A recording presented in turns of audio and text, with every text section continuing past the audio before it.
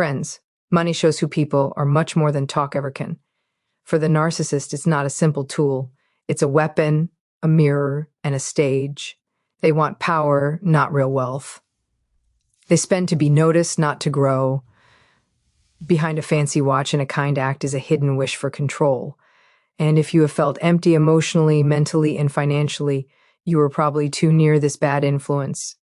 We will pull off the mask and look at 5 shocking money habits that show what the narcissist really cares about. A narcissist linked to money is never just about cash. It's always about control. For them, money means power, influence, and being bossy. When they get it, it proves they are better. When they spend it, it tells everyone they are important. And when they keep it back, it turns into a weapon, a slight hidden rope that keeps others tied to what they want. This is not being kind, nor is it about being careful. It is trickery pretending to be care. They know deep down that having control of someone else's money is control of their liberty. And so they use money not as a way to trade things, but as a means of owning others. In relationships, this control might begin with small actions that seem fine. They insist on paying for everything. And at first it feels like fondness. You might even mistake it for love. I'll take care of you, they say with a smile that hides the terms of the deal you never signed. Slowly, they start making money choices without asking you. They decide what's fair to use, what's a waste, and what's for smart. Over time, your choices shrink. Your freedom goes away, and you find yourself asking for leave to use your own money. What started as keeping you safe has become owning you. A narcissist does best when you need them. They will make money problems to keep them in charge of your mind. If they get more, they'll remind you softly at first, then without stopping, that your life is possible because of them. If they make less, they will make you feel bad for having extra. Either way, the aim is the same. Manage the feeling level of the relationship through money means. Every money exchange is a loyalty test. Every cost could be seen as cheating them. They might make you feel guilty into spending on things that make them look better. Clothes, trips, status things. Not because they value the chance to experience, but because those things project the image of success. Their look must always be managed, and you become an add-on in that look. If you fight this, they call you unthankful or self-centered. If you do what they say, they squeeze tighter, giving you a quick bit of warmth before returning to cold power. It's a pattern as clear as it is painful. When money becomes a weapon in the hands of a narcissist, it takes away more than just your money. It wears down how sure you are of yourself. You start to question your own value, your choices, even your right to make decisions. They've trained you to think money freedom means they will push you away. They've made you believe that needing them equals safety, a bad lie that keeps you stuck in their influence. But the truth is, money doesn't show love or faithfulness. It shows boundaries, and the narcissist fears boundaries because they threaten the idea of control. The moment you take back your money freedom, you take back your power. And that is the one thing they cannot afford to lose. For the narcissist, being a winner is not about what they do. It is about how they seem. Their strong focus on looks hides the real situation. They want admiration. The way the body wants air and money becomes the mirror, showing their idea of being perfect. Every buy, every show, every boast is a performance designed to convince the world and themselves that they are special. The strange truth is that under this shiny outside often sits mess, bills, worry, and a fear of being shown. They do not build wealth to be safe in the future. They spend it to secure approval. They live for moments when others notice them. The designer clothes, the expensive car, the high-end meal booking, each detail feeds their story of being better. But it's not luxury they love. It's the reaction luxury brings out. They need the envy, the wonder, the quiet whispers that say, "Look at them." Without that, the shine fades fast, and they move on to the next sign of value. They don't act because of a goal or a dream, but from a great need to look better than everyone else. And this strong focus makes them careless. They'll spend too much, borrow, even mess up money matters to keep up the look that holds their weak ego together. The fake idea of success must never break because behind it is a truth they cannot meet. The deep emptiness of just being normal, so they build a made-up life. One filtered through online posts, big stories, and physical signs that show control and sureness. They'll tell you about their big plans, their money moves, their next step. But often, these are smokescreens meant to hide the problems they keep secret. They are great at showing off, but bad keepers of the truth. The moment the cheering stops, they panic. Silence feels like failing, and failure is the one thing they cannot handle in their mind. When you're near them, you start to feel the weight of this false image. They'll expect you to play a part, to look the part, to speak the part, to help keep the image going. They'll push you to match their fancy spending, even if it goes beyond what you can handle. If you ask about the spending or suggest slowing down, they'll call you lacking goal or vision. To them, being careful with money is weakness, and being modest is shame. They would prefer to look wealthy and be poor than look steady and feel nobody notices them. The fake idea of success is their shield, but it's also their jail. They live in constant fear that someone will see behind the curtain, that the image will crumble and the truth will be revealed, that their sureness is fake, their wealth big talk, their worth borrowed from what people think. This is sad side of the narcissist's link to money. It's not about growing or safety. It's about survival. They're not building an empire. They're building a mask. And one day, when the mask cracks, they'll realize the cheering was never love. It was just noise echoing in an empty room. A narcissist giving is never really kind. It's a planned use of money to control, a path to buy praise, faithfulness, or quiet. When they give, it's not from kindness, but from clever thinking. Every present, every helpful deed, every moment of seeming kindness has unseen ropes tied to it. They know how much thanks weighs on a person, how it connects people, how it makes a silent loan that they can call in later. Their way of giving is a deal dressed up as fondness. It's not about sharing, it's about owning the emotional response that follows. At first, their kindness feels strong. They rush in with grand actions, costly gifts, surprise trips, fancy dinners. You feel seen, valued, even special. But soon the pattern emerges. Their gifts are chosen, timed just right, to sway how you feel or change what you pay attention to. When they sense distance or not being approved of, they'll buy back your attention with a big show of kindness. When you begin to question them, they'll remind you of everything they've done for you. Suddenly, thanks becomes guilt, and you start to feel like you owe them.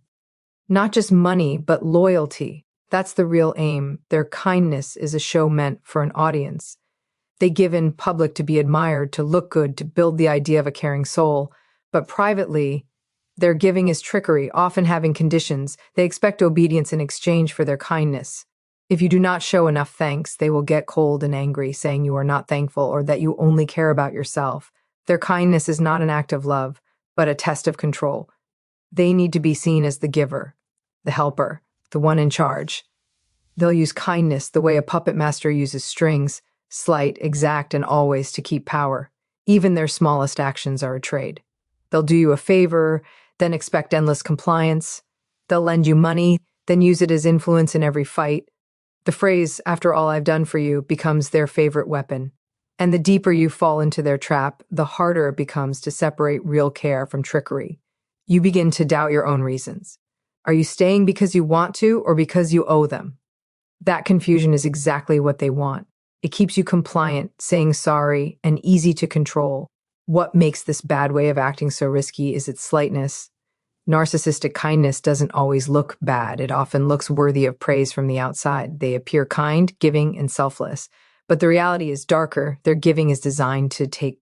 They don't give to connect. They give to bind. Every gift is a chain wrapped in shiny paper. Every favor a hook hidden behind a smile. And by the time you realize that you're tangled, your thanks turned into guilt, your freedom quietly swapped for duty. Their kindness is not a sign of love. It is the money they use for control. And the cost is always your freedom. The feeling of deserving things flows through a narcissist like an unsaid rule of the world. They believe they should have more money, more notice, more privilege simply because they live. To them, being fair is not important, and effort comes second. They view themselves as being different from the rules that run other people's lives. Something good happens to others, they view it as unfair, as though the world has made a mistake by rewarding someone less worthy. This sense of deserving isn't always loud or dramatic. Often it hides beneath charm, sureness, or drive. But at its core, it's pure pride, the quiet belief that everyone else lives to serve their story. When it comes to money, deserving things takes on a sharper side. A narcissist doesn't just want comfort with money, they expect it. They see wealth as their natural right, even if they've done little to earn it. If they struggle with money, it's never their mistake. It's someone else's failure, someone else's betrayal, or the world's inability to see their greatness. They will take money and not plan to pay it back, use it up without anyone asking questions, and ask for things without feeling bad. To them, the very act of asking is proof that they should receive. And if you refuse, they'll twist the story to make you the bad guy, cold, stingy, unthankful. They often use the kindness of others easily because they see nothing wrong with taking. In their mind, your success exists to pay for what they want. If you're doing well, they feel they deserve to share in your rewards. They will make their wants sound right by using your feelings against you. You owe me. I've done so much for you. You wouldn't even have that if it weren't for me. They believe access to your things is a given, not a privilege. And when you try to set limits, they take it as a personal strike, a form of not showing respect. The narcissist cannot grasp that people have walls because walls make their idea of being better fall apart. Their deserving attitude extends beyond money. It harms every interaction. They feel they deserve your time, your notice, your feeling energy. If you don't answer fast enough, they get upset. If you put your needs first, they call you selfish. They want constant approval, constant praise, and constant service, as though your life is only about keeping them comfortable. This never-ending expectation drains those around them, leaving others feeling empty and unseen. In the end, their deserving attitude separates them because they believe they should have everything. They give nothing real in return. Relationships become one-sided trades built on taking rather than giving. They may gather things, status, or followers, but they never truly earn respect or trust. The narcissist world is built on the false idea that they are owed happiness, wealth, and devotion, and when the world refuses to comply, they fall into anger. Their deserving attitude is their pain. It promises great happiness, but only brings a void, leaving them always chasing what they believe they deserve and never finding peace when they get it. Comparing is the quiet pulse of a narcissist's life. They judge their value not by themselves, but by how much more they look like they have than others. It's not enough for them to do well. Someone else must fail. Their self-worth is built on a weak ladder where they must always stand at the top, even if it means pulling others down to stay there. They want the idea of being better, and money becomes their score sheet. Every car outfit or job raise isn't about joy or satisfaction. It's about proving they're better, smarter, and more worthy than everyone around them. Their world is a constant contest that no one else agreed to join. When a friend buys a new home, they suddenly need a bigger one. When a colleague gets a raise, they'll say it was nothing or spread small doubts about that person's skill. Good words for others feel like a slight to them because another person doing well puts their sense of self in danger. They live always wishing they had what others have, hidden behind a sure face, smiling on the outside while secretly figuring out how to outshine whoever dared to step into their light. Their satisfaction lasts only until the next person passes them. Then the cycle begins again, eating up their peace and hurting their relationships. In their eyes, money success is proof of being better, and not having it is shameful weakness. They show off what they have not to enjoy it, but to make sure others see it. Everything they own becomes a prop in their ongoing show. They'll make earnings sound bigger, talk up achievements, or make up luxuries if needed, anything to keep the idea that they're ahead. The strange part is that this focus often leads them into money troubles. They spend carelessly chasing praise through how they look, always competing in a race with no end. The cheering they want never stays because comparing kills happiness. The second it arrives, this bad way of thinking stretches into their personal connections. They can't cheer for the success of a partner, friend, or family member without feeling smaller. If someone close to them achieves something important, they'll shift the focus back to themselves or softly ruin the moment. They love you only if they stay on top. If you begin to do well, they will find ways to make you unsure of yourself. Small comments, held back praise, or big stories about their own wins. They can't handle equality. Balance feels like defeat. What makes this acting so harmful is that it steals their real joy. The narcissist's constant comparison turns life into a fighting ground where no one ever truly wins. They confuse wanting what others have with wanting to achieve, and they confuse outside approval with real worth. But deep down, they know that their value is as weak as the opinions they chase. True happiness needs being real, and being real scares them because it shows their insecurity. They're not fighting to be the best version of themselves. They're fighting to be seen as better than others. And that endless need for being superior keeps them trapped, wealthy in look, but empty in peace. Getting away from a narcissist's money control is not only about taking back your cash, it's about taking back your head. The first and hardest step is seeing the trickery for what it is. For so long, they've made you believe that needing them equals love, that giving in equals safety, that asking questions equals betrayal. They have mixed up giving and control so much that you begin to mistake being scared with being true to them. But once awareness comes, once you see how money has been used to cage you, the false idea begins to crack. You realize that what you thought was keeping you safe was actually owning you. Stopping this pattern takes bravery because it is not just about money. It is a fight for your feelings. The narcissist will not let go of power easily. They will make you feel bad, sweet-talk you, or scare you into doing what they say. They'll twist reality, painting you as the selfish one, the unthankful one, the one who's breaking everything they've built. Their aim is to make you doubt your right to freedom. But the truth is simple. You owe no one your freedom. Taking back control of your money means taking back control of your choices, your dignity, and your future. It's the point where their story ends and yours begins. You start by drawing boundaries, not just physical, but mental. You stop telling them why, stop saying you were right, and stop making deals with their tricks. You begin to separate who you are from their story. You open your own accounts. You learn where your money goes. You plan. You rebuild. Each step is small but strong because it shifts the balance of control back into your hands. And with each act of freedom, you weaken their hold. The narcissist does well with confusion, but clearness destroys their power. When you understand yourself and what matters to you, their power goes away like mist in the sun. Healing from money abuse is not only about getting back stability, it's about fixing the inner harm they caused.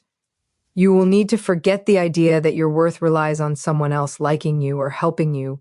You'll have to trust your instincts again. Believe that you can handle life on your own. This process is messy, full of emotion, and sometimes scary, but it's also freeing. Freedom doesn't arrive all at once. It grows with every choice you make for yourself, every limit you hold, every time you refuse to be bought by false fondness. In the end, stopping the cycle isn't just survival, it's change. You come out not only with money freedom, but with emotional strength. You no longer need to ask to be here. You stop saying sorry for wanting a calm life, and one day you look back and realize that the power they once held was never real. It only existed as long as you believed in it. When you finally take back yourself, their control breaks apart. And in that moment, you don't just escape them. You become everything they feared you would be: free, stable, and untouchable.